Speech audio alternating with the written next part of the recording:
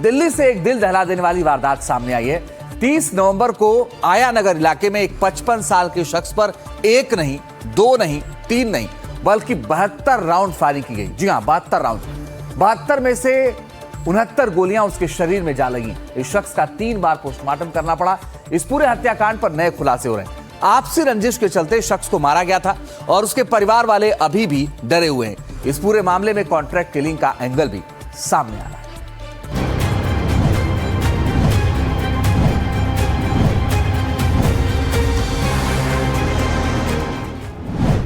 69 गोलियां और एक मर्डर।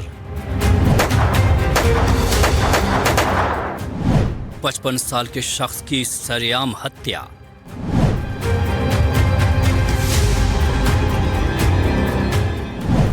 लगातार 72 राउंड फायरिंग। शव से निकली 69 गोलियां। 55 साल के रतन लोहिया पर एक नहीं, दो नहीं, तीन नहीं, बल्कि 72 राउंड फायरिंग हुई। उनके शरीर को 69 गोलियों से छलनी कर दिया। शरीर में इतने छेद हो गए कि फॉरेंसिक टीम को गिनने में कई घंटे लग गए। जब उनके शरीर से गोलियां निकालने का सिलसिला शुरू हुआ तो हर कोई हैरान रह गया। ये वारदात साउथ दिल्ली के आई नगर की है, जहां आपसी रंजिश के चलते शख्स पर ताबड़तोड़ गोलियां चलवाई गई। ये घटना 30 नवंबर की है और अब इस सनसनीखेज मर्डर में बड़ा खुलासा हुआ है। ये आया नगर का वही जगह है जहां पर एक शख्स, रतन नाम के एक शख्स की हत्या हुई और हत्या एक दो गोली नहीं बल्कि 59 गोलियां उनके शरीर में मिली। आखिर ये 59 जो गोलियां हैं वो क्यों मारी गई, इसकी कहानी जो है वो छतरपुर के सीडीआर चौक पर शुरू होती है, जहां पर अरुण और दीपक नाम के 2 युवकों की आपस में लड़ाई हुई। अरुण को दीपक ने पहले पीटा और उसके बाद में दीपक ने अरुण की हत्या कर दी। फिर जो है वो ये गैंगवार का रूप इसने लिया और दीपक के जो पिता हैं रतन, वो यहाँ पर जब सुबह की मॉर्निंग वॉक कर रहे थे तो अचानक एक गाड़ी आई, उसमें 3 लोग सवार थे और उन्होंने एक के बाद एक यानी 73 राउंड 73 राउंड गोलियां चलाई, जिसमें से 59 गोलियां दीपक के पिता रतन के शरीर से पोस्टमार्टम के दौरान निकाली गई। दिल्ली पुलिस सूत्रों के मुताबिक इस दिल दहला देने वाले हत्याकांड में कॉन्ट्रैक्ट किलिंग का एंगल भी सामने आया है। इनपुट मिले हैं कि विदेश में बैठे गैंगस्टर्स ने इस हत्या के लिए कॉन्ट्रैक्ट दिया था। फिलहाल दिल्ली पुलिस की क्राइम ब्रांच स्पेशल सेल और अन्य टीमें शूटरों की तलाश में जुटी हैं।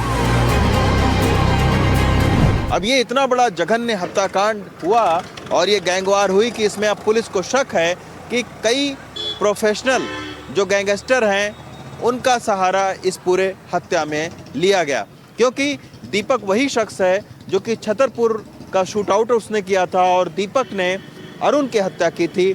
और अब दीपक के पिता की इस जगह पर हत्या हुई और उसमें अरुण के चाचा कमल, जो कि पहले से हिस्ट्री शीटर रहे हुए हैं, उनका नाम आ रहा है और अरुण का जो छोटा भाई है अंकित, उसका नाम आ रहा है। और यही वजह है कि इस पूरे दुश्मनी में जो रतन है मृतक, उनके शरीर से एक दो गोलियां नहीं बल्कि 59 गोलियां निकली हैं।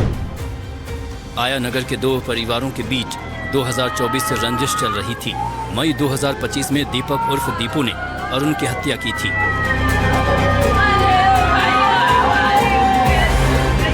इस मामले में दीपक और उसके 4 साथी जेल में हैं। रतन, जो इस हत्याकांड में मारे गए हैं, दीपक के पिता थे। जी, मेरे पिताजी सुबह 6 बजे निकले थे दूध के डेयरी के लिए और बदमाशों ने घेर कर उनकी हत्या कर दी। इसमें शामिल रामवीर लोहिया और उनके साले निंदर और कमल है, जिन्होंने मेरे पिता के साथ ये किया है। और वो मेरे पिताजी को धमकियां देते थे कि मारेंगे, तुम्हारी फैमिली को पूरी को ख़त्म करेंगे, तो रतन के घर के कुत्ते को भी नहीं छोड़ेंगे। वो हमें लगातार धमकियां देते थे। मेरे पिताजी ने प्रोटेक्शन के लिए एप्लीकेशन भी दी हुई थी थाने में भी और कोर्ट में भी, लेकिन पुलिस ने मेरे पिताजी को प्रोटेक्शन नहीं दी और उन्होंने ये काम कर दिया। उनको पूरी तरीके से सपोर्ट था, पॉलिटिकल सपोर्ट है। और रामवीर लोहिया अपने साथ प्रोटेक्शन लेके घूमता था और हमें किसी चीज़ की प्रोटेक्शन नहीं दी कि प्रशासन ने हमारे साथ बहुत गलत किया है। आपको बताते हैं कि 30 नवंबर की सुबह को आखिर हुआ क्या था। सुबह 6:24 पर पुलिस को आया नगर फेज 5 में फायरिंग की पीसीआर कॉल मिली। मौके पर रतन की लाश खून से लथपथ मिली। शव से 69 गोलियां निकली और मौके से कई खाली कारतूस बरामद हुए। सीसीटीवी फुटेज में दिखा कि 3 हमलावर एक काले रंग की निसान मैग्नाइट कार में वारदात से पहले और बाद में घूम रहे थे। कार के नंबर प्लेट जानबूझकर हटाए गए थे। आपको बताते हैं कि हत्याकांड का मुख्य आरोपी आखिर है कौन। अरुण का मामा कमल मुख्य संदिग्ध। वो और उसका परिवार फरार हैं। दीपक का भाई अंकित भी गायब है। उसने अपना मोबाइल घर पर छोड़ा। कमल का आपराधिक इतिहास है। कई मामलों में वो वांटेड है। पुलिस जांच तेज हो गई है। मौके से 3 जिंदा कारतूस और कई खाली शेल बरामद हुए थे। सीसीटीवी फुटेज और तकनीकी जांच के आधार पर पुलिस शूटरों की पहचान करने में जुटी है। लेकिन परिवार का आरोप है कि अभी तक कोई ठोस कार्रवाई नहीं हुई है और उन्हें भी धमकियां मिल रही हैं। जी नहीं, अभी तक कोई नहीं पकड़ा गया। कोई पुलिस ने ऐसी कोई खास कार्रवाई नहीं की। ना पुलिस ने वो उनको पॉलिटिकल सपोर्ट भी है, उनके पास गुंडे बदमाश भी है। उन्होंने अभी तक हम ये फैला रखा है कि अभी इनके घर के 3 लोगों को और मारेंगे। अभी हमें पुलिस ने कोई प्रोटेक्शन नहीं, वो कोई कार्रवाई नहीं की और नहीं अभी तक कोई पकड़ा गया है पुलिस के हाथों। दिल्ली के आया नगर से मनोज के साथ रवीश रंजन शुक्ला, एनडीटीवी इंडिया।